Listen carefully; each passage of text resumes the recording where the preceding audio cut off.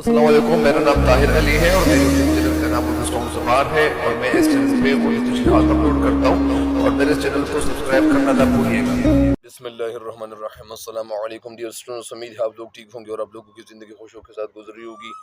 तो आप लोगों को मस्जिद लिए चलता हूँ शेर नंबर 13 की तशरीह की तरफ। और शेर नंबर 13 कौन सा है? शेर नंबर 13 के हवाले से मैं आपको बताता चलूँ कि शेर नंबर 13 यह है कि मिटाया कैसर व किसरा के इस्तिबदाद को जिसने, मिटाया कैसर व किसरा के इस्तिबदाद को जिसने, वो किया था ज़ोर हैदर फ़क्र बूज़र सिद्क़े सलमानी रज़ी अल्लाह तआला अन्हुम अजमाइन। यानी मिटाया कैसर व किसरा, मिटाया मतलब ख़त्म किया, नीस्त नाबूद कर दिया, इस दुनिया के सफ़हे से मिटाया, ख़त्म किया कैसर व किसरा के इस्तिबदाद, यानी उनके ज़ुल्म व सितम को किसने मिटाया। इशारा किस की तरफ है कि जिसने, यानी वो कौन थे, वो शख्सियात कौन थीं? तो वो शख्सियात के हवाले से इशारा है हज़रत यानी अली रज़ी अल्लाह तआला अन्हु, ज़ोर हैदर यानी हज़रत अली रज़ी अल्लाह तआला अन्हु का ज़ोर, ताकत, क़ुव्वत, फ़क्र बूज़र, फ़क्र मतलब यहाँ दरवेश की मुराद है, यानी फ़क्र बूज़र यानी हज़रत अबू ज़र ग़िफ़ारी रज़ी अल्लाह तआला अन्हु की दरवेशी, सिद्क़ सलमानी, सिद्क़ का मतलब यानी ट्रूथफुलनेस, सच्चाई, हज़रत सलमान फ़ारसी रज़ी अल्लाह तआला अन्हु की सच्चाई ने, यानी ये सहाबा किराम रज़ी अल्लाह तआला अन्हुम अजमाइन मुख्तलिफ़ खूबियों से मुज़य्यन थे, खूबसूरत थे। तो अभी आपके सामने ये मफ़हूम रखता हूँ कि शेर का मफ़हूम कुछ इस तरह से है कि कैसर व किसरा का ज़ुल्म सितम किसने मिटाया। इन्हें एक सवाल बनता है कि ये इनका जो ज़ुल्म सितम था ये किसने मिटाया। वो हज़रत अली रज़ी अल्लाह तआला अन्हु का ज़ोर व क़ुव्वत था,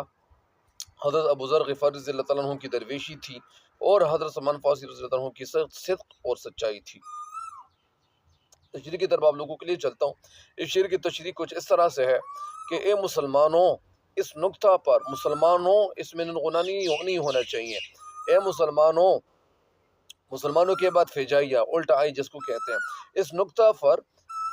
पर गौर करो, सोच लो कि तुम्हारे असलाफ ने अगर दुनिया से मुल्कियत की लानत को, मुल्कियत को हटाया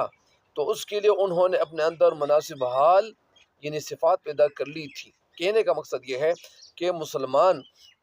यानी तुम्हारे असलाफ ने, जो हमारे सहाबा किराम रज़ी अल्लाह तआला अन्हुम अजमाइन थे, उनकी ज़िंदगी कैसी थी उसकी तरफ इशारा है कि अगर तुमने अपने ज़माने में मुल्कियत को मिटाकर इस्लामी मुसावात क़ायम करना चाहते हो, यानी इस्लामी मुसावात, इस्लामी बराबरी अगर कायम करना चाहते हो तो अपने अंदर हज़रत अली रज़ी अल्लाह तआला अन्हु का ज़ोर, हज़रत अबू ज़र ग़िफ़ारी रज़ी अल्लाह तआला अन्हु का फ़क्र और दरवेशी और हज़रत सलमान फ़ारसी रज़ी अल्लाह तआला अन्हु का सिद्क़ पैदा कर लो।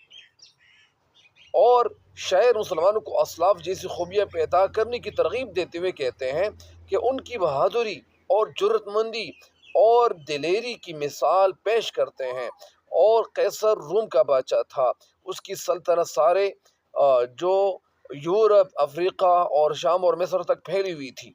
इसी तरह ईरान के बादशाहों का नाम केसरा था, यानी ये बादशाहों के लक़ब थे और नाम थे। वो अरबों के मुताल्लिक़ बहुत बुरी राय रखता था। उसके सर पर 70 किलोग्राम वज़नी छत से लटक रहा था, यानी 70 किलोग्राम जो वज़नी है, जो एक यानी ताज है, वो लटक रहा था। उस वक्त दुनिया में यही दो कौमें ताकतवर थीं और दोनों ही एक दूसरे को अपना ग़ुलाम समझती थी और बेहद ज़ालिम थे।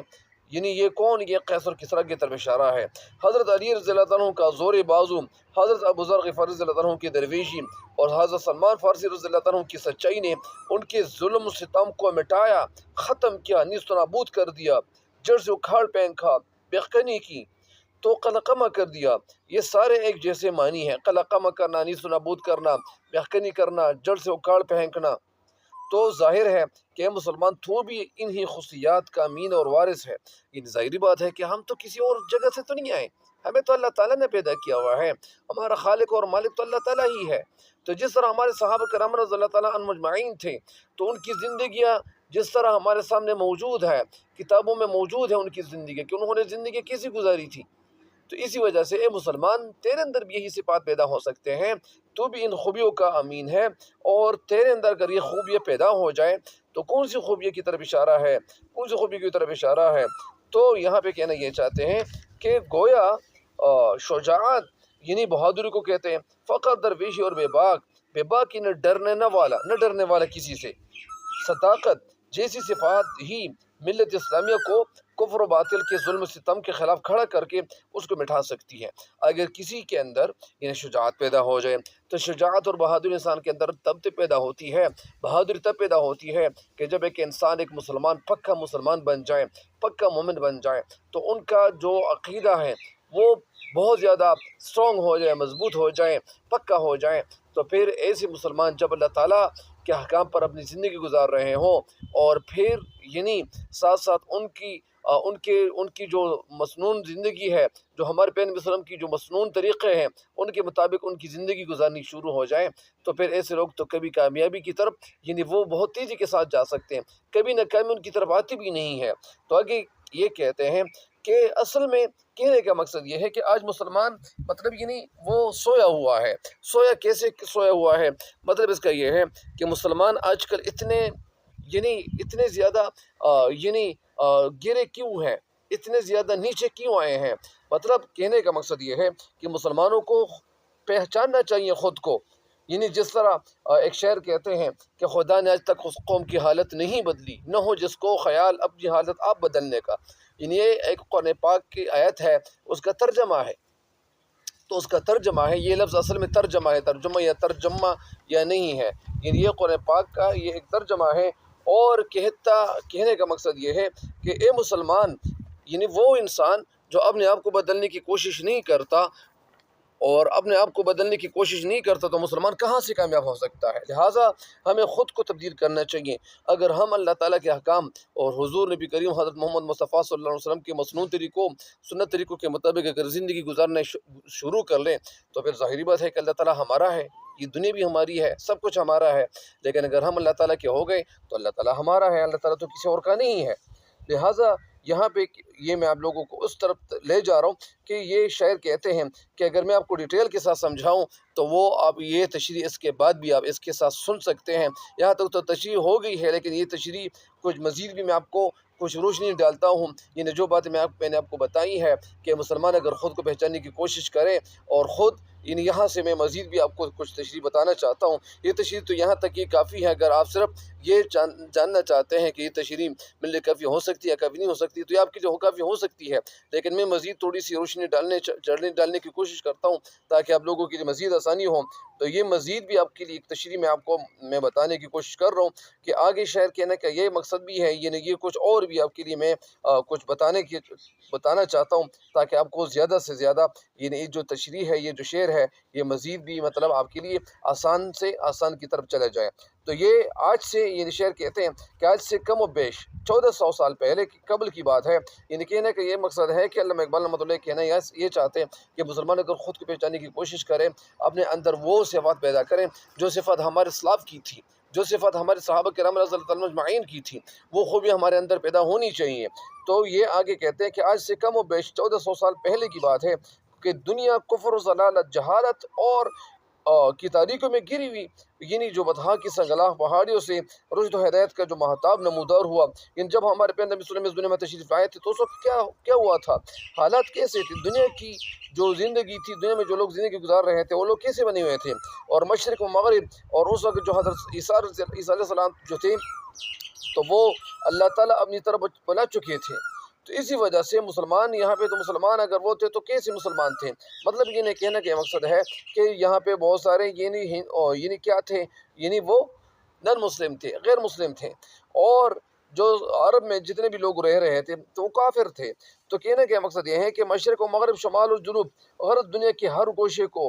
اور ہر جگہ کو اور ہر ٹکڑے کو یعنی اور ہر خطے کو، ہر ریجین کو ہمارے پیغمبر صلی اللہ علیہ وسلم کے ذریعے سے یعنی یہ منور کیا، اسلام پھیلا، اور 23 سالوں کے قلیل عرصے میں بجنو انسان کو اس معراجی ترقی سے ہمکنار کیا، اس طرف لے گئے کہ جو بہت اونچائی کی طرف آپ صلی اللہ علیہ وسلم یعنی ان کا جو رشتہ تھا، جو ہمارے صحابہ کرام رضی اللہ تعالیٰ اجمعین کی زندگیاں تھیں، تو وہ زندگی اللہ کے احکام پر وہ گزر رہی تھی، اور ان کے ساتھ ساتھ ہمارے پیغمبر نبی صلی اللہ علیہ وسلم کے جو مسنون طریقے تھے ان کے مطابق وہ زندگی گزار رہے تھے۔ تو کہنا یہ چاہتا ہوں کہ 23 سالوں کے قلیل عرصے میں بنی نوع انسان کو وہ ترقی ملی کہ تاریخ عالم اس کی نظیر پیش کرنے سے ناچار ہے، قاصر ہے، اور رشد و ہدایت اور صلاح و مشورہ ساتھ ساتھ صلاح و مشورہ اور فلاح کی وہ مشعل مسلمانوں کے ہاتھوں میں دی، جس کی روشنی وہ ہمیشہ شاہراہ ترقی پر گامزن رہے، اور صدیوں اس شان و شوکت سے دنیا پر ایسی حکمرانی کی کہ ہر مخالف قوت کو ٹکرا کر ان کو ختم کر دیا۔ کہنا یہ چاہتا ہوں کہ اس وقت جو صحابہ کرام رضی اللہ عنہم اجمعین تھے، ان کے ساتھ جو ہمارے پیغمبر صلی اللہ علیہ وسلم حضرت محمد مصطفیٰ صلی اللہ علیہ وسلم موجود تھے، تو ظاہری بات ہے کہ ہمارے پیغمبر صلی اللہ علیہ وسلم مسلمانوں کو اکٹھے کرنے کی وہ کوشش کر رہے تھے۔ ظاہری بات ہے کہ اس وقت جو مسلمان تھے تو مسلمانوں کو صحیح طریقے سے اسلام سے روشناس کیا، منور کیا، ان کے سینوں کو منور کیا، اور ظاہری بات ہے کہ میری طاقت جس سینے میں بھی آ جاتی ہے تو وہ سینہ بدل جاتا ہے، ان کی زندگی بدل جاتی ہے۔ تو یہ میں آپ کو بتانا چاہتا ہوں کہ اسی طرح مسلمان اگر خود کو آج بھی اپنے حوالے سے، اپنی حالت کے حوالے سے اگر سوچنا شروع کر دے کہ یار یہ میری حالت ایسی کیوں ہو گئی ہے، کیا اللہ تعالیٰ تو مجھے ہمیں سوچنا چاہیے کہ اللہ تعالیٰ مجھ سے ناراض تو نہیں ہے؟ تو اللہ تعالیٰ ناراض ہے، کیوں ناراض ہے؟ ہم نے اللہ تعالیٰ کو ناراض کیا ہوا ہے۔ تو یہ ایسی حقیقت ہے کہ جس انکار کی گنجائش نہیں ہے۔ وہ مسلمان جو اس وقت جو ان کے پاس صحابہ کرام رضی اللہ تعالیٰ مجمعین، ان کی مالی طاقت وہ بے انتہا ہو چکی تھی، بے انتہا زیادہ ہو چکی تھی، تو اسی وجہ سے ان کے سامنے کوئی بھی جو ظلم اور ستم کرنے والا پہاڑ کیوں نہ آتا تھا، کیسے بادشاہ کیوں نہیں آتے تھے۔ لیکن ہمارے پیارے نبی صلی اللہ علیہ وسلم کے جو ساتھی تھے، صحابہ کرام رضی اللہ تعالیٰ مجمعین تھے، تو ان کے قوت ایمانی وہ اس طرح وہ بلند ہو چکی تھی کہ وہ ان کے سینوں میں مطلب کسی سے ڈرنے کی کوئی ضرورت نہیں پیش ہوتی تھی یا ضرورت پیش نہیں آتی تھی۔ یوں مسلمان قوم جب تک اسلام کی مضبوطی سے انہوں نے تھامے رکھا، جب تک وہ اسلام کو اور اسی طرح اس کو پھیلائے رکھا، تو یہی پہ تو عزت و عظمت، شان و شوکت اور دبدبہ اور حشمت، اور اسی طرح کہ تنہا کیا بن گئے، مالک رہے۔ مالک کیوں رہے؟ جن کی طرف اشارہ کر کے شعر مشرق فرماتے ہیں کہ مٹایا قیصر و کسریٰ کے استبداد کو جس نے، وہ کیا تھا زور حیدر، فقر بوذر، صدق سلمانی رضی اللہ عنہ اجمعین۔ علامہ اقبال کے کلام کے ان دو سطوروں میں، ان دو لائنوں میں، کیا ان دو مصروں میں پوری ملت اسلامی کی تاریخ یہ رقم کی جاتی ہے۔ ان سطور میں ان اوصاف کی طرف اشارہ ہے کہ جنہیں اگر یہ مسلمان اپنائیں گے تو فتح اور کامیابی ان کو ضرور ملے گی، اور اسی وجہ سے اس منصب اور غلبے کا خود اللہ تعالیٰ رب العزت اللہ تعالیٰ نے وعدہ کیا ہوا ہے۔ اللہ تعالیٰ اپنے کلام میں فرماتا ہے کہ جس کا مفہوم یہ ہے کہ خوفزدہ اور غمگین نہیں ہونا چاہیے، خوفزدہ اور غمگین نہ ہونا، غالب تم ہی رہو گے، بشرط یہ کہ مومن کے اوصاف کے حامل رہے۔ اگر ہم سچے مومن رہے اور اللہ تعالیٰ کے احکام پہ ہمیں مکمل اگر ہماری زندگی گزرتی رہے، یہ وقت گزرنے کے ساتھ ساتھ جب مذہب سے وابستگی کا دامن ہاتھ سے چھوٹتا گیا اور ہم ظاہری بات ہے کہ ہم اتنے نیچے کیوں آ گئے، ہم اوج ثریا سے اور اسی طرح تحت الثریا پر ہم دے مارے گئے، اور ہماری شان و شوکت اور عظمت ایک داستان بن چکی ہے، ایک داستان کی شکل اختیار کر چکی ہے۔ آج پوری ملت اسلامیہ خواری ذلت اور خواری اور افلاس اور ناداری اور اسی طرح بے انتہا خوف اور ہراس کی کیفیت سے دوچار ہے، اور نہ زور و دولت، نہ شان و شوکت، نہ باہمی اخوت، اور اسی طرح نہ باہمی التفات، اور نہ باہمی محبت، نہ عادت اچھی، اور نہ ہمارے اخلاق اچھے ہیں، اور نہ ہمارے کردار اور نہ ہمارے اعمال اچھے ہیں۔ ہم اپنے رنگ میں رنگے ہوئے ہیں اور ہم غیروں کے رنگ میں رنگے ہوئے ہیں۔ اگر ہم غیروں کے رنگ میں رنگے جائیں گے اور اسی طرح جو اسلام کا رنگ ہے یہ ہمارے اوپر نہیں غالب ہوگا، ہمارے اوپر اسلام کا رنگ نہیں چڑھے گا، تو پھر ظاہری بات ہے کہ ہمارے اوپر غیر کا جو رنگ ہے وہ چھڑ چکا ہے، اور ہم غیروں کے جتنے بھی اشارے ہم ان اشاروں پہ ہم اپنی زندگی گزار رہے ہیں۔ ہمارے جگر گوشے اغیار کے رنگ میں خود کو رنگنے پہ فخر محسوس کرتے ہیں، اور کہنا یہ چاہتے ہیں کہ اسلام کے مقدس اصولوں کو جدید دور کے تقاضوں کی راہ میں مطلب وہ رکاوٹ سمجھتے ہیں، وہ اسلام کے مقدس اصولوں کو جدید دور کے تقاضوں کی راہ میں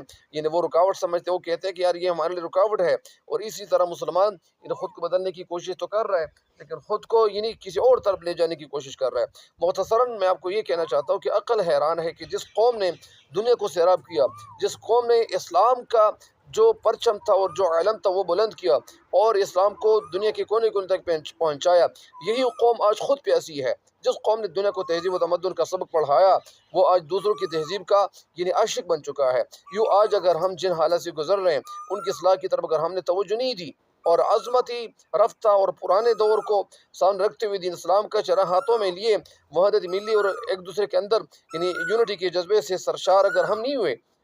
تو پھر ہم آگے کبھی نہیں بڑھ سکتے۔ اگر ہم نے کوشش نہیں کی آگے بڑھنے کی اور یونٹی ہمارے اندر پیدا نہ ہو اور ہم اپنے لیے ہر وقت سوچتے رہے کہ یار یہ ہمیں کامیابی ملے، ہمارے بچوں کو کامیابی ملے، اگر اور قوم کو کبھی ملے یا نہ ملے لیکن ہمیں کبھی بھی ملنی چاہیے، اور اسی طرح ہمیں سب کچھ ملنے چاہیے اور ہماری زندگی اچھی ہونی چاہیے، تو پھر ہم آگے کی جانب اگر ہم جائیں گے اور صرف ہمارا پریوار جائے گا لیکن آگے ان ساری قوم تو نہیں جا سکے گی، لہٰذا ہمیں قوم کے حوالے سے سوچنا چاہیے۔ تو غیر کے جو قدم ہے کہ قدم اترے جو سسکنے کی کیفیت سے دوچار ہمیں